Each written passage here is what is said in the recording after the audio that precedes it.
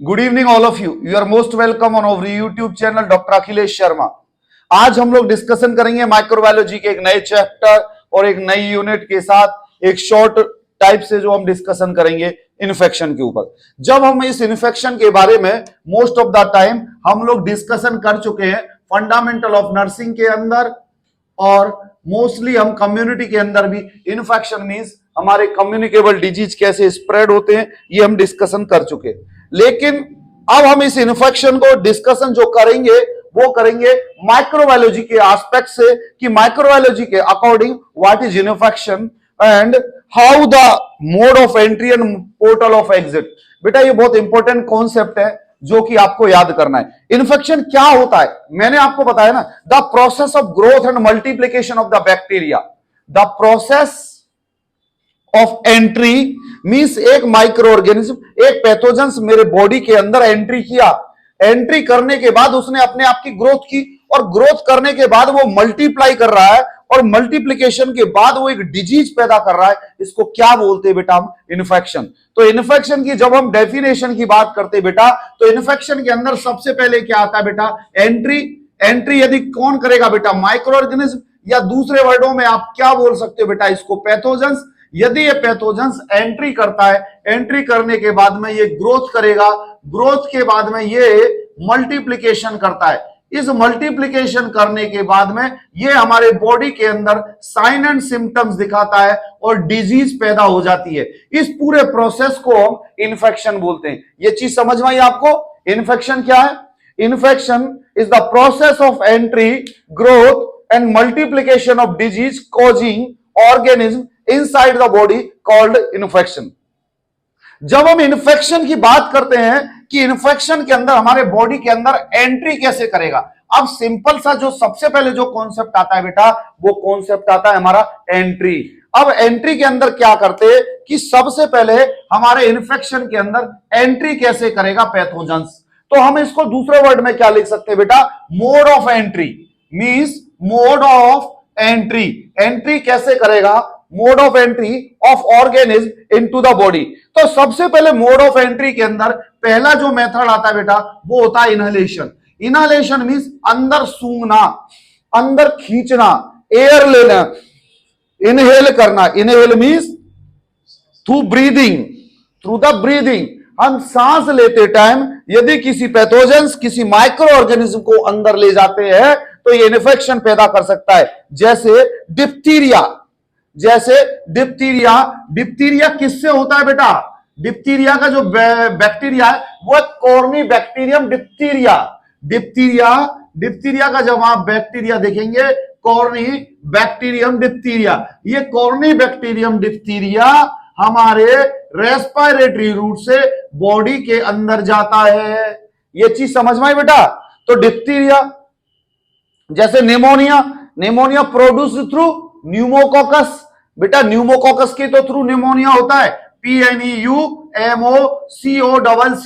Pneumococcus. अब यदि आपको और ज्यादा क्लियरली लिखना है तो न्यूमोकोकस न्यूमोनी, इस बैक्टीरिया के द्वारा हमारे क्या होता है बेटा? ये जो कोकाई, ये जो न्यूमोकोकस का जो बैक्टीरिया है ये इनहेल होता है, रेस्पिरेटरी रूट के थ्रू हमारे बॉडी के अंदर इंसर्ट हो जाता है और हमें निमोनिया पैदा कर देता है।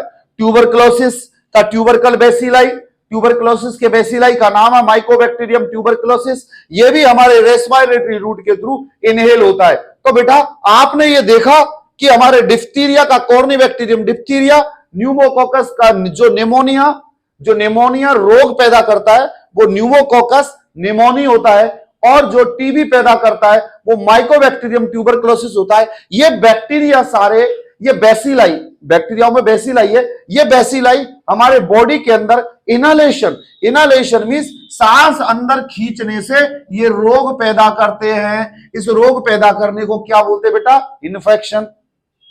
दूसरा हो गया बेटा इंजेक्शन। इंजेक्शन का मतलब क्या होता है बेटा? इनहेलेशन तो मींस इंजेक्शन। इंजेक्शन का मतलब क्या होता है बेटा? स्वेलो, स्वेलो मींस निगलना, स्वेलो, और फूड खाना खाना, स्वेलो करना, ठीक है बेटा? स्वेलो फूड, ठीक है बेटा?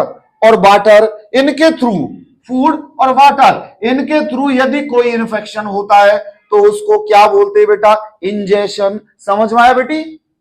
समझ में आया? इंजेक्शन मीन्स स्वेलो फूड और वाटर के थ्रू यदि कोई इन्फेक्शन होता है तो उसको क्या बोलते हैं बेटा? हम इंजेक्शन। ये चीज समझ में आई? हम जैसे टाइफॉइड, सैल्मोनेला टाइफी कहां मिलता है? गंदे पानी के अंदर। Dysentery, cholera, hepatitis A virus. Hepatitis A virus किससे होता है? फीको ओरल रूट से। मींस यदि कोई पर्सन किसी में, जैसे किसी ने नदी में पोटी करी, पोटी धोने गया, कहां पे धोने गया? नदी के किनारे, नदी पे धोई, उसने वहां हाथ धो लिए, आगे से तुम बाल्टी भर रहे हो, तुमने उसमें बाल्टी भर ली तो पता पड़े जो बैक्टीरिया हेपेटाइटिस ए का तुमने बाल्टी में भर लिया और फिर तुमने उसे पी लिया तो तुम्हारे अंदर हेपेटाइटिस ए पहुंच गया। तो किसी भी रूट से पहुंच सकता है, क्योंकि हमारी नदियां तो सब जगह का मलबा और कचरा लेके आ रही है। हर जगह का अलग अलग कचरा लेके आ रही है, क्योंकि हमारी नदियों का काम, जब तो हमारी नदियां इतनी गंदी हो रही हैं। लोगों को समझाते समझाते सरकार खर्चा करते परेशान हो गई। हमें बोतल फेंकना है तो नदी के अंदर, मलबा डालना है तो नदी के अंदर, कचरा फेंकना है तो नदी के अंदर, और पानी पीना है तो नदी के अंदर। तो बताओ ये बीमारी क्यों नहीं होगी? तो cholera, typhoid, dysentery, hepatitis A ये इंजेक्शन के थ्रू हो जाते हैं। जैसे कोलेरा, हैजा, यदि गंदा खाना खाओगे जिसमें विब्रियो कोलेरा नाम का एक बैक्टीरिया होता है। जैसे अतिका, तुम्हारा नाम अतिका है ना, तुम्हारा नाम है अतिका, ऐसे ही कोलेरा रोग को पैदा करने वाले बालक का नाम है विब्रियो कोलेरा।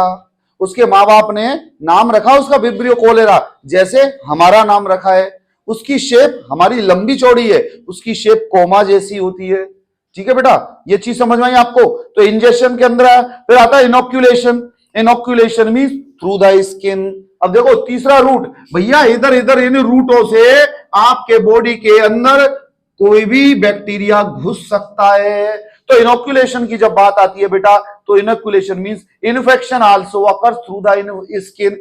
हमारा इनोक्यूलेशन मींस जो इन्फेक्शन है वो स्किन के थ्रू फैल सकता है। इसके अंदर कौन कौन से रोग आएंगे बेटा? पहला तो आ जाएगा भैया मलेरिया, मलेरिया। दूसरा आ जाएगा डेंगू, तीसरा आ जाएगा प्लेग, प्लेग, और चौथा आ जाएगा भाई बूंड्स। बेटा कहने का मतलब यह है इनोक्यूलेशन मींस थ्रू स्किन। मच्छर आया, मच्छर ने तुम्हारी स्किन पर काटा और अपना लार्वा अंदर छोड़ दिया, वो डिजीज पैदा करता है मलेरिया। डेंगू, हमारे मच्छर के काटने से डेंगू मलेरिया मींस स्किन के आकर बाइट करते, स्किन पे आके वो अपना लार्वा छोड़ते, आपके बॉडी के अंदर इंसर्ट होता है, मल्टीप्लाई होता है, मल्टीप्लाई होने के बाद ये ग्रोथ करते। नेक्स्ट आ गया भैया टेटनस। इनोक्यूलेशन के अंदर टेटनस भी मान लो भैया। टेटनस मींस आपके हाथ में कट लग गया और यदि कोई आप ऐसी चीज अपने हाथ में कांटेक्ट में ले आते हो, अरे आपके हाथ में कट लगा जंग वाले चाकू से, और उस जंग वाले चाकू पर क्लोस्ट्रिडियम टेटनी बैठा हुआ इंतजार कर रहा है कोई मुझे काम में तो ले। तुमने ले लिया, आजाद का हाथ काट दिया, टेटनेस हो गई। आजाद कल से जकड़न में जा रहा है, टेटनेस। टेटनेस को कौन बैक्टीरिया? बेटी ये नाम याद कर लिया करो मेरे बच्चों। करेश, मेरा बोलने का फर्ज है, मुझे पता करोगे नहीं तुम, मुझे पूरी उम्मीद है, लेकिन मेरा मन नहीं मानता, मुझे बोलना पड़ता है, वरना मुझे डिसेंट्री होती है कि मैं बोलूं, मैं समझाऊं इसको कि तू पढ़ ले भाई, तू पढ़ ले। मैं रिक्वेस्ट कर रहा हूं तेरे से, तू पढ़ ले। ये वीडियो जाएगी रंजीत सर के पास, वो देखेंगे। मैं आज इसको टैग भी करूंगा कि देखो मैं हाथ भी जोड़ता हूं इसके। टेटनेस, टेटनेस होता है क्लोस्ट्रिडियम टेटनी के द्वारा। बेटा इनके नाम याद रख लो कि टेटनेस, क्लोस्ट्रिडियम टेटनी। जैसे तुम्हारी मम्मी का नाम क्या है, तुम्हारे पापा का नाम क्या है, चाचा का नाम क्या है, सबके नाम याद है ना। अब उनको भूल जाओ क्योंकि वो तो डॉक्यूमेंट्स में आ गए। अब भूल के नाम याद रख के क्या करना है? इनके नाम याद रखो तो अच्छे नंबर आ जाएंगे। टेटनेस को क्लोस्ट्रिडियम टेटनी बोलते हैं, जो टेटनेस रोग पैदा करता है। एक होती है गैस गैंग्रीन, जिसका जो रोग पैदा करता है उसको क्या बोलते हैं भैया? Gas gangrene. इसके जो नाम है हमारे बैक्टीरिया का वो है क्लोस्ट्रिडियम वेलचाई। वेलचाई मीन जैसे एक पापा के दो बच्चे होते हैं ना, कि जैसे रामलाल के दो बच्चे हो गए, एक का ये एक दूसरे का ये नाम, ऐसे क्लोस्ट्रिडियम बाप है, उसके दो बच्चे बहुत सारे। एक तो हो गया क्लोस्ट्रिडियम टेटनी कि जा तू टेटनेस पैदा कर, तेरा नाम वेल चाहिए, जा तू गैस गैंग्रीन पैदा कर। बाप कौन है? क्लोस्ट्रिडियम। गैस गैंग्रीन बेटा एक डिजीज होता है जिसमें आप गैस गैंग्रीन के अंदर क्या होता है, क्लोस्ट्रिडियम वेल्चाई जो आपका पर्टिकुलर कोई ऑर्गन या कोई अंग होता है वहां पर क्या करता है, ये ब्लड सप्लाई कम हो जाने के कारण वहां पर क्या होता है बेटा, गैंग्रीनस फॉर्मेशन हो जाता है। गैंग्रीनस मींस टिश्यू डेथ होना, सेल डेथ होना स्टार्ट हो जाता है, जिससे वो ब्लूइश कलर की स्ट्रक्चर हो जाती है। और एक बार वहां पर टिश्यू और सेल डेथ हो गई ना तो फिर वो दोबारा रिपेयर नहीं होते, दोबारा सही कंडीशन में नहीं आते। इसको बोलते हैं गैंग्रीन होना। गैंग्रीनस पार्ट का क्या करना है, फिर डिसेक्शन ही करना पड़ता है, काटना ही पड़ता है। तो गैंग्रीनस पार्ट को बचाने के लिए क्लोस्ट्रिडियम वेल्चाई से बचाना होता है। आई चीज समझ में। सपोरेशन, सपोरेशन मींस होता है pus formation, suppuration means pus formation. ये शब्द तो आपको याद करने पड़ेंगे भैया। Suppuration means pus formation. आपके हुआ घाव, वहां पर पहुंच गया स्ट्रेप्टोकोकस पायोजीनस। मेरी बहन स्ट्रेप्टोकोकस एक नाम है और पायोजीनस उसका बेटा है। तो स्ट्रेप्टोपायोजीनस जो हमारा बैक्टीरिया रहता है ना, इसका काम ही मवाद पैदा करना है। तुम अच्छे खासे बूंद के ऊपर एक स्ट्रेप्टोकोकस पायोजीनस लाके छोड़ दो, मवाद पैदा कर देगा। तो ये क्या है, इन बैक्टीरियाओं के काम है। जैसे तुम्हारा काम क्या है, घर का रोटी खाना और पढ़ाई नहीं करना, ये तुम्हारा काम है, अन्न बेकार करना। जैसे इस बैक्टीरिया का काम है मवाद पैदा करना। हम तो इससे भी खतरनाक है, क्योंकि हम तो खाते हैं, सो जाते हैं, पढ़ते करते कुछ नहीं है, मवाद तो करता है कम से कम। ठीक है, ये डॉक्टर के पास भेज देता है, एंटीबायोटिक लगानी पड़ती है, फिर उसमें क्लिनिकल मैनिफेस्टेशन में फिर CS भेजते मवाद का। अरे भाई मवाद पड़ गई, मवाद को थोड़ी सी निकाल के और सैंपल लेके पैथोलॉजी लैब को भेजा जाता है। वो बताते हैं, वहां पे पैथोलॉजिस्ट बताता है कि इसके अंदर स्ट्रेप्टोकोकस पायोजीनस मौजूद है, इसके अगेंस्ट में ये दवाई स्टार्ट करो। जब आप वो दवाई खाएंगे ना तो पस के अंदर जो बैक्टीरिया है वो मरना स्टार्ट करेगा। तो ये सारे बैक्टीरिया इनोकुलेशन में थ्रू द स्किन एंट्री करते हैं। कुछ बैक्टीरिया हमारे जेनाइटल एरिया के थ्रू भी एंट्री कर सकते हैं। जेनाइटल का तो मतलब समझ गए, genitalia. Genitalia means reproductive system. Reproductive system mean जनन तंत्र। फीमेल और मेल रिप्रोडक्टिव सिस्टम मैंने पढ़ाए हैं आपको, उनको भली भांति पढ़ लेना, डिटेल में पढ़ाए। और जो लोग जिन्होंने नहीं पढ़ा वो प्राचीन वीडियो देख लेना, तो तुम्हारे दिमाग में कुछ तो आएगा ही।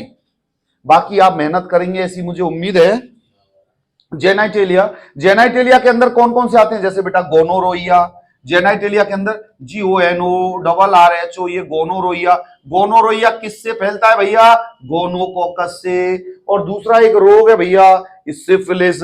सिफिलिस बेटा किससे फैलता है, सिफिलिस, सिफिलिस जो फैलता है स्पाइरोकीटा पल्लिदम इसका नाम है। देखो नाम कितने अच्छे अच्छे, स्पाइरोकीटा पल्लिदम, है ना। अब ऐसे इसका नाम होता मनोज तो तुरंत याद हो जाता, इसका नाम होता विनोद तो तुम्हारा तुरंत याद हो जाता। तो उनको पहले ही पता था कि जल्दी याद ना हो, इस कारण थोड़ा सा नाम डिफिकल्ट रखो, तो बच्चों को एनर्जी लगानी पड़ेगी। ठीक है भाई। तो और जो कमजोर बच्चे हैं वो थोड़ा सा दूध पियो, मेमोरी बढ़ाओ। ठीक है भाई। तो ये समझ में आए, ये क्या है हिमांशु, ये मोड ऑफ एंट्री है।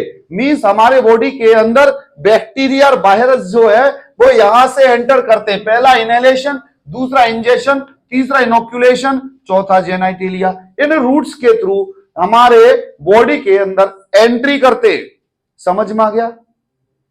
हमारे बॉडी के अंदर मैं खड़ा हूं तो मेरे अंदर ये रूट है जहां से बैक्टीरिया एंट्री कर सकते हैं। नेक्स्ट आता है mode of transmission of infection. अब भैया मोड ऑफ ट्रांसमिशन कहां से होगा इन्फेक्शन का, मोड ऑफ ट्रांसमिशन के अंदर कैसे कैसे ट्रांसमिशन होगा, अब वो भी तो इंपॉर्टेंट चीज है। जल्दी जल्दी लिखो, स्पीड बढ़ाओ।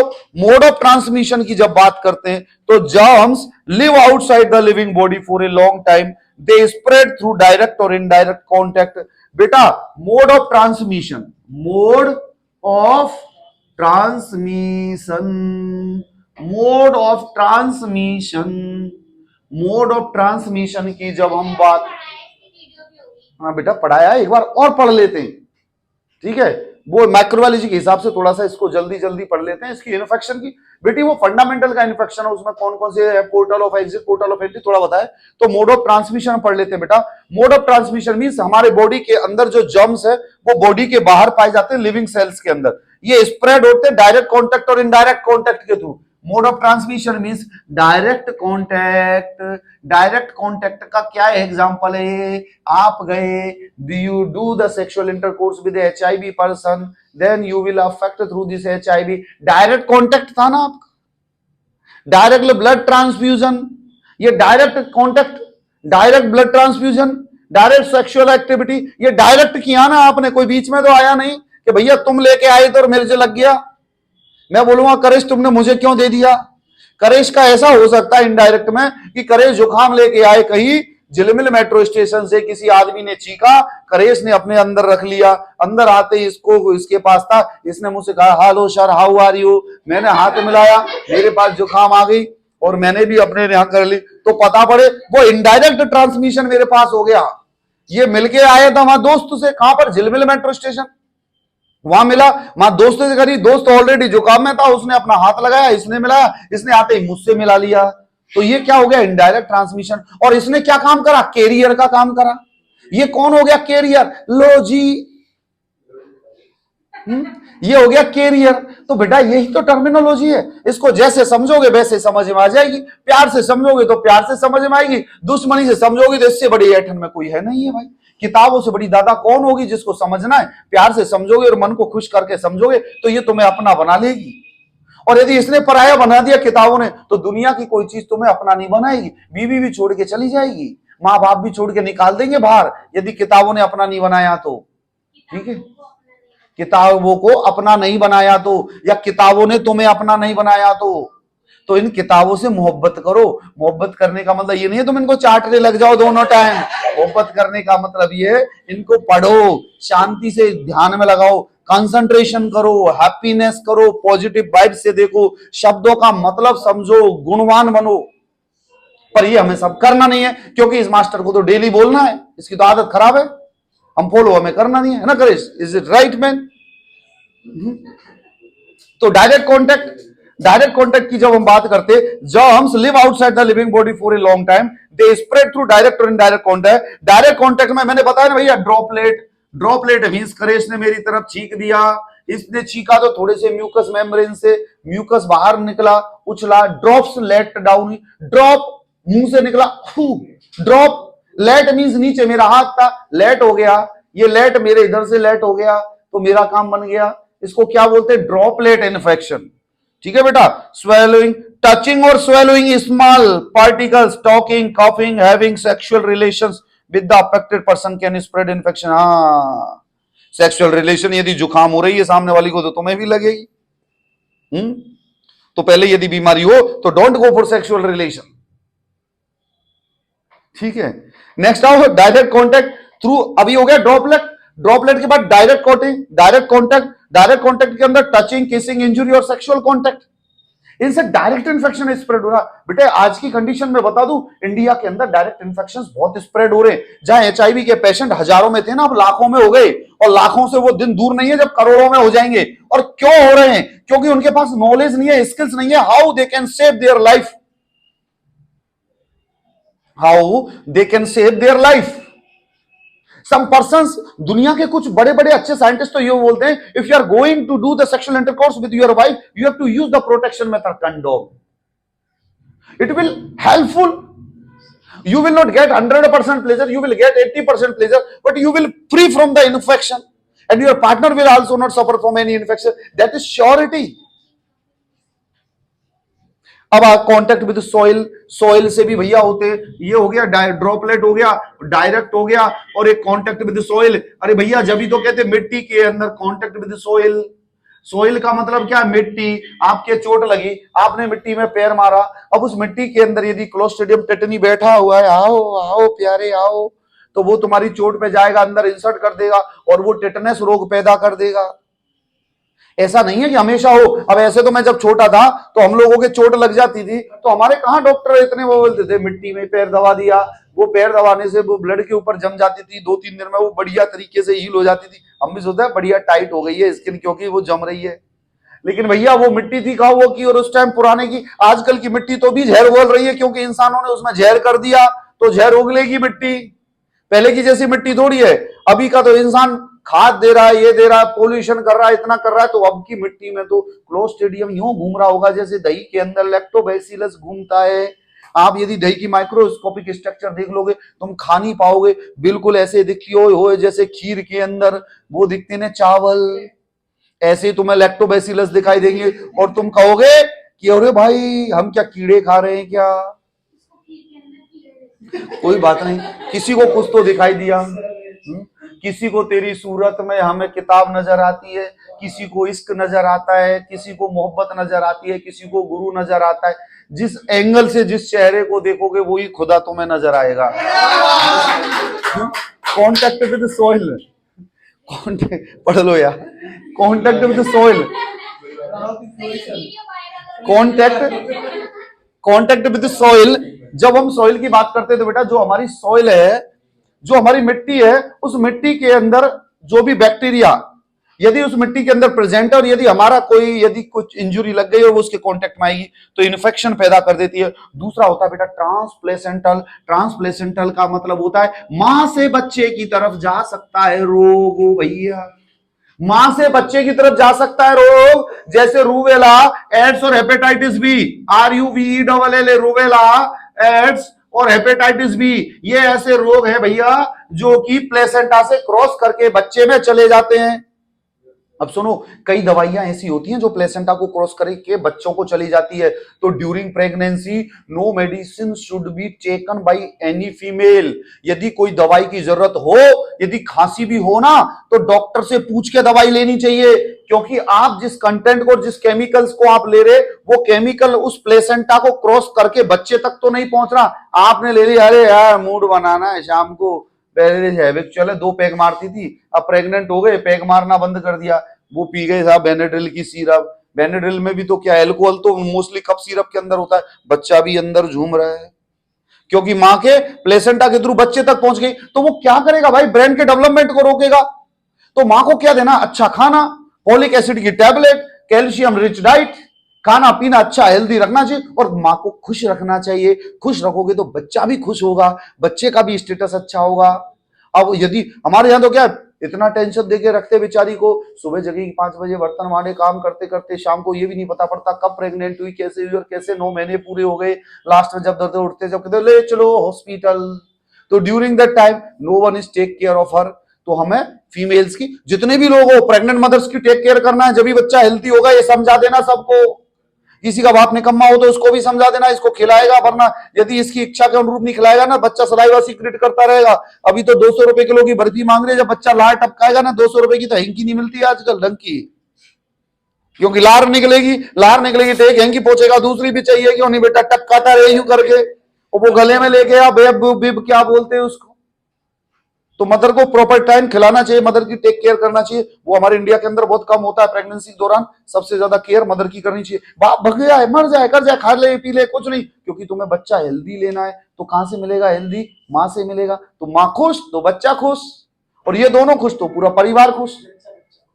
तो बेटा ये हमारे डायरेक्ट कॉन्टैक्ट के थ्रू ये आगे ट्रांसप्लेसेंटल। अब आता है इनडायरेक्ट कॉन्टैक्ट। इनडायरेक्ट कॉन्टैक्ट क्या होता है, pathogens after sitting on the contaminated objects falls on some parts of living beings and spread disease. मैंने बोला ना भैया, हमारे जो करेश बाबू हैं झिलमिल गए थे, इन्होंने झिलमिल में क्या किया, करेश बाबू ने एक दोस्त से हाथ मिलाया, दोस्त से हाथ मिलाया तो उस दोस्त को क्या था बेटा, जुकाम थी, जुकाम कफ हो रहा था, उसको खांसी हो रही थी, उसके कुछ और प्रॉब्लम थी, कोई रेस्पिरेटरी थी। इसने हाथ मिलाया, वो अपने मुंह में कुछ उंगली डाल रहा है या कुछ भी कर रहा होगा, उसने दे दिया भाई, करेश हाथ मिलाया, बोला सर मेरे को भी। इन्होंने खरीद लिया केक, चलो भैया आज क्रिसमस है, सर को केक लगा देते हैं। केक इन्होंने जैसे खोला तो इन्होंने उसी में से पीस निकाल के मुझे खिला दिया, ये लो सर ये खाओ। इतनी मोहब्बत नहीं करेंगे मुझे पता नहीं करें, पर मैं सोच रहा हूं, सोच लो ऐसा हो सकता है कभी दिन आए तो वो इन्होंने मेरे मुंह में डाल दिया। अब मुंह में मैंने सोचा केक खाया है, पर मुझे क्या पता था उसके संग 2 वायरस भी आए, वो वायरस मेरे अंदर रोग पैदा करेंगे। फिर मुझे क्या करना पड़ेगा, एंटीबायोटिक लेनी पड़ेगी, स्टीम इनहेलेशन करना पड़ेगा। फिर मैं क्या सोचूंगा, अरे यार वो केक नहीं खाता तो बढ़िया रहता। तो ये क्या हुआ, indirect transmission of bacteria. Indirect transmission जैसे फिंगर फॉर्मिट्स फूड्स, फिंगर आपके फिंगर के द्वारा फॉर्मेट्स आपको पता ही है, आप सब ब्रिलियंट बच्चे। ब्रिलियंट मींस आपको पढ़ाते पढ़ाते इतना हो गया है। फिंगर मींस हाथ के टच के द्वारा इनडायरेक्ट इन्फेक्शन होता है। फॉर्मेट्स मींस यूज्ड आइटम्स, किसी इन्फेक्टेड मरीज के बर्तन, यूटेंसिल्स इंग्लिश में बोलेंगे। लिनन, चद्दर, कपड़े यदि हम यूज करते हैं तो हम भी इन्फेक्टेड हो जाएंगे। जैसे टीबी के मरीज से जब मिलने जाना हो तो मास्क लगा के जाना, वरना वो यूं कर देगा ना, ओह, तो पता पड़े एक आध ट्यूबरक्लोसिस तुम्हारे अंदर आ गया और तुम्हारे अंदर आके वो ग्रोथ करना स्टार्ट कर रहा है। अब तुम्हें भी, तुम्हारे अंदर भी ग्रोथ करेगा वो। तुम हेल्दी हो, खाना पीना उसे टाइम टू टाइम मिल रहा है, then it will lead tuberculosis disease in your body. So use your mask when you are coughing and sneezing. Close your nose and mouth. It's a good habit. ये good habits होती हैं जो हमें सीखना होता है। आपको समझ में आए? कहीं नहीं, कोई किसी से बात करता हो तो मैं खांसी आ रही है नहीं करना, हा हा हा हा, ऐसे नहीं करना, अपना मुंह बंद करके ऐसे करना है। ये क्या होता है? Good manners. Finger formats food, खाना झूठा, इनने खाया था खाना, आधा सा टुकड़ा मुझे दे दिया, that will lead infection. Food भी infection. Handling the food with dirty hand, कई लोग होते हैं ना गंदे हाथों से खाना खिलाते रहते हैं। जैसे विब्रियो कोलेरा में एक हमारे फॉरेन के, जब कोलेरा की हिस्ट्री आप पढ़ोगे ना तो एक आंटी को कोलेरा आंटी बोला गया था। कोलेरा नौकर थी, कोलेरा सर्वेंट या कोलेरा आंटी ऐसा वर्ड था। वो क्या था, वो आंटी इतने गंदे तरीके से रहती थी और इतना गंदा खाना बनाती थी कि वो जिसको भी खाना बनाती थी ना उसको कोलेरा हो जाता था। क्यों? वो गंदे हाथों से बनती थी। गंदे हाथ धोती होगी कहीं, वहां से कोलेरा लाई, यहां लगा दिया, यहां से ले गई वहां, वहां से ले गई वहां, तो उसके कोलेरा हो गया। उस पर्सन को बोला गया कोलेरा आंटी या कुछ कोलेरा नेवर करके कुछ इस तरीके का वर्ड है। तो फिंगर फॉर्मेट्स फूड और सोइल और मिट्टी के द्वारा भी होती है ये इन्फेक्शंस। तो बेटा ये चीज समझ में आ गई, इनडायरेक्ट कॉन्टैक्ट। अब होते हैं हमारे इंसेक्ट्स के द्वारा। इंसेक्ट्स मींस कीड़े मकोड़ों के द्वारा। इंसेक्ट्स मींस कीड़े। ये इंसेक्ट से बच के रहना चाहिए। इंसेक्ट्स के अंदर क्या आते हैं बेटा? मैकेनिकली और बायोलॉजिकली। इंसेक्ट्स दो तरीके से रोग फैलाते, एक तो होता है मैकेनिकली, एक होता है बायोलॉजिकली। एक लिख दो भैया, इंसेक्ट्स दो तरीके से रोग फैलाते, एक तो लिख दिया बेटा मैकेनिकली, ये भी कली है देखो, और दूसरा बायोलॉजिकली। ठीक है, हाँ, मैकेनिकली और biologically. Mechanically means insects spread disease in organism through feet and body like typhoid, fever and dysentery. Insects spread disease in organism through feet and body. हमारे हाथ या पैर से जो डिजीज स्प्रेड करते हैं उसको मैकेनिकली बोलते हैं। और biologically means insects white also cause disease like malaria and yellow fever. Biologically के अंदर क्या हो गया? इंसेक्ट वाइट करेगा और वाइट करने के बाद में येलो फीवर और मलेरिया। इसके एग्जांपल है बेटा, मलेरिया के मींस मॉस्किटो वाइट करेगा तो होगा। अब मॉस्किटो आके पुच्ची लेके चला गया तो होगा क्यों? वो बैठ के चला गया तो क्यों होगा? वो तो घूमने आया है, लेकिन उसने अपना प्यार तुम्हारे ऊपर बरसा दिया तो मलेरिया हो सकता है।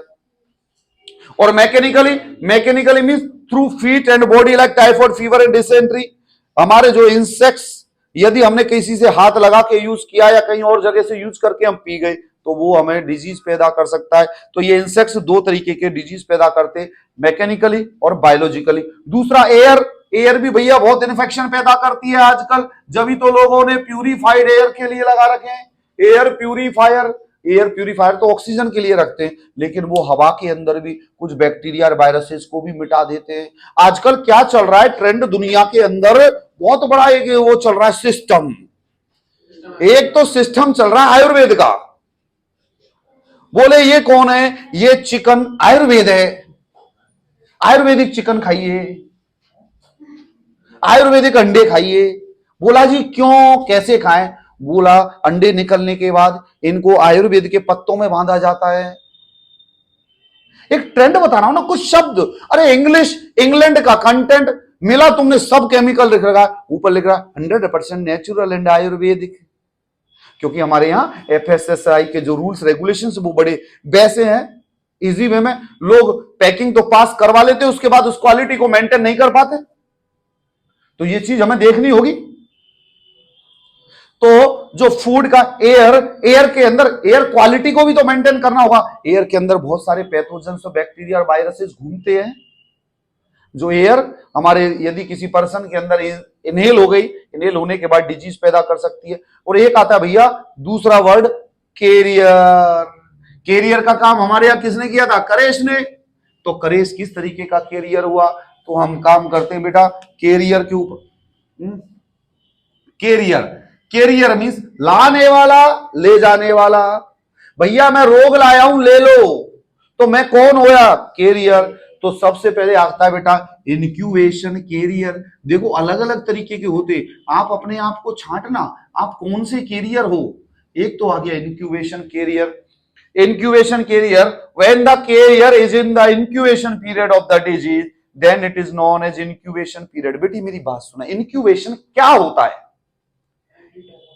इंक्यूबेशन होता है कि किसी के शरीर में ये बैक्टीरिया आज एंट्री करी, तो एंट्री करने के बाद में इसको साइन एंड सिम्टम्स दिखाने में 14 डेज का टाइम लगता है। तो ये 14 डेज का पीरियड इंक्यूबेशन पीरियड कहलाता है। अरे हमारे शरीर में कोई बैक्टीरिया घुसता है, वो बैक्टीरिया घुसने के बाद अपने बच्चे पैदा करता है, अपनी कॉलोनी बनाता है, अपने आप का ग्रोथ एंड डेवलपमेंट करता है। एक बैक्टीरिया से तो सिम्टम्स टीबी होगी नहीं, वो बैक्टीरिया ग्रोथ करेगा, कॉलोनी फॉर्म करेगा। बैक्टीरिया के लिए भी तो ये लिखा है ग्रोथ एंड मल्टीप्लीकेशन। उसके बाद लिखा है colonisation form. Colonisation means colony बनाता है, कॉलोनी मींस पूरा एरिया बना देगा। इस एरिया को बनने के बाद अब वो आ गया पावर के अंदर, अब उसका सिस्टम चालू है। अब वो पावर में आ गया, पावर में आते क्या करेगा? साइन एंड सिम्टम्स दिखाएगा। तो वो जिस दिन एंट्री करी और उस दिन से साइन एंड सिम्टम्स दिखाने तक के पीरियड को क्या बोला जाता है बेटा? Incubation period. कई बीमारियों का हमें पता नहीं होता, जैसे नॉर्मली एचआईवी जैसे किसी पर्सन को हो जाता है तो तुरंत थोड़ी पता पड़ता है कि एचआईवी हो गया इसको, उसको भी तो टाइम लगता है, कुछ पीरियड होता है। हमें तो जब पता पड़ता है ना जब साइन एंड सिम्टम्स आते हैं। तो साइन एंड सिम्टम्स आने से पहले के पीरियड को इंक्यूबेशन पीरियड कहते हैं। उस दौरान वो डिजीज तो स्प्रेड कर सकता है। दूसरा होता है contact carrier, a person who is not having disease but carrier it is and potential to discharge on the other organism. Contact carrier क्या होता है? जैसे हमारा करेश करके आया, करेश मींस उस पर्सन से कॉन्टैक्ट करके आया, लाया और मुझे दे दिया। इसके तो कुछ नहीं हुआ, इसने तो हाथ धो लिए, दे के मेरे को ये लो जी धो लो। तो ये क्या हुआ? कैरियर कॉन्टैक्ट मींस ये पर्सन किसी डिजीज जो पर्सन के कांटेक्ट में आया था और वहां से इन्फेक्शन को लेके आया था और ये इन्फेक्शन इसने मुझे दे दिया, इसको क्या बोलते हैं बेटा? Contact carrier. उसके बाद एक आता कॉन्वलेसेंट कैरियर।